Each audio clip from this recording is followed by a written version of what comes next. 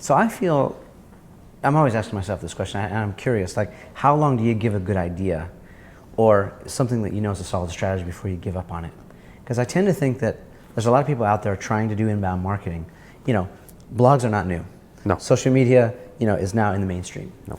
And yet we're still trying to figure this stuff out. So, it almost feels like last man standing kind of contest. If you can consistently create great content, and then, a function of that is it gets shared and gets talked about, of course, and you get attention and you get written up in magazines and whatever, that have happened to us. But, what about all the other great ideas that didn't have the staying power? How long do you give it? You mean if you're starting to do inbound marketing, how long do you give it? Yeah. So at HubSpot, you guys work with a lot of new small businesses, right? We do. I mean, it's not enterprise stuff; it's small business. Yep. So, what's your advice to those people? The thing with inbound marketing and content creation, it's not overnight. It never happens overnight. It takes 3, 4, 5 months before you start to really see it click. Mm-hmm. The nice thing there's a couple interesting things about inbound marketing and about content creation. The first interesting thing is the math on content creation is the exact opposite math as to traditional outbound advertising, whatever type of marketing you want to call it. Where I create a piece of content today, let's just say it's a blog to make it simple, write a great blog article, and then write another one a week from now, and another one a week from now, and another one a week from now, so I've got 4 pieces of content. Those pieces of content are permanent assets sort of on your marketing balance sheet. They never go away. People link to them, those links are permanent links, they send you traffic, it can rank in Google forever, it can get spun up in Twitter, Facebook, whatnot forever, they're permanent. Whereas traditional marketing is like you're renting space. It's a renting versus owning. It's an asset versus a rental. Yeah. Sort of the first thing I like. Oh, sorry, go ahead. I like that analogy. Yeah. So that you said 4 to 5 months? 3 or 4 months starts to click. So I'll repeat that. So you said 3 to 4 months. Is that sort of consistent with the amount of time it takes to sort of propagate the internet and get the bots to crawl your site and to sort of bubble up? Is that kind of the time frame you've given?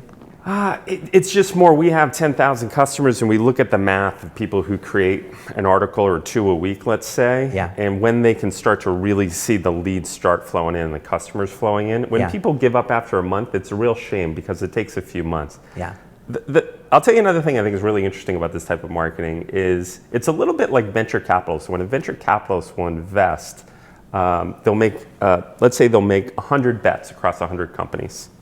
5 will be home runs, 4 will be doubles, let's say 6 will be singles, and the rest will be strikeouts. So there's 85 strikeouts. By the way, you're a Boston guy. I should say congratulations first. Thank you. About the Red Way Sox. to go. Thank you. We're all behind you. We're all rooting for you. Cool.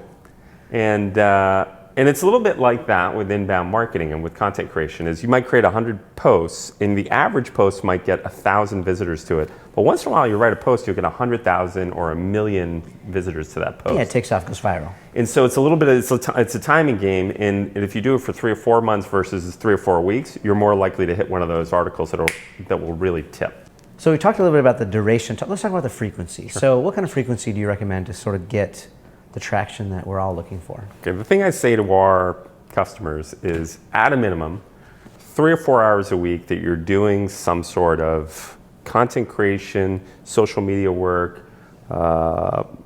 email marketing, some sort of marketing work, and you can really get your mojo going. So that's the floor. On the top side, what we've noticed is there is a bit of an upper end on how much content you can create. And so, for example, at HubSpot, we found on any given single blog, if you write more than 2 posts a day, the amount of unsubscribes tends to go up. So there's this law of diminishing returns. There is, on a given blog. So my suggestion is if you've got so much mojo that you're hitting 2 a day, is start a new blog. So there's sort of a lower boundary and upper boundary. I don't have exact science on this, but it's about 3 or 4 hours a week on the low end. Yeah. And maybe that's 2 pieces of content a week. Maybe it's 2 blog articles a week and an ebook once a month. Okay, so I'm fascinated by this. You sort of to carry it in the VC terms. We're diversifying our portfolio here, right? Yes. That's kind of your strategy, right? Yeah. So you want to have several touch points. So whether it's, let me ask you this. So, blogs obviously still very viable, great way to go. you're building assets, you're not renting space. Where else should I be? Where else should I pay attention to? If I'm starting new, blogs are easy, so I like that one. Creating video content is a very good way to go. Yeah. Not easy, by the way. Takes real talent. We found that just ebooks work incredibly well. Okay. If you write a thoughtful ebook and you combine it with let's say you're writing 2 blog articles a week and you link them to your ebook, it's like this machine that just starts to crank where somebody reads the blog article, they click on a call to action, links to a landing page that describes the ebook, fill out the form, you get the ebook, you nurture that person via email. That's the fundamental inbound marketing machine. It works incredibly well. How many pages in a good ebook? 10. 10 pages. Yeah. So, some nice pictures. yeah.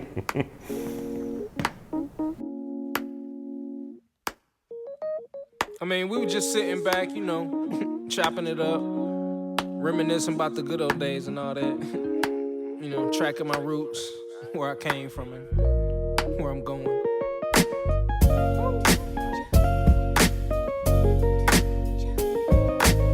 But like I say, man, always said it.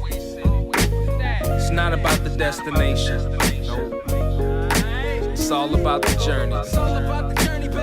Ain't nothing changed but the weather.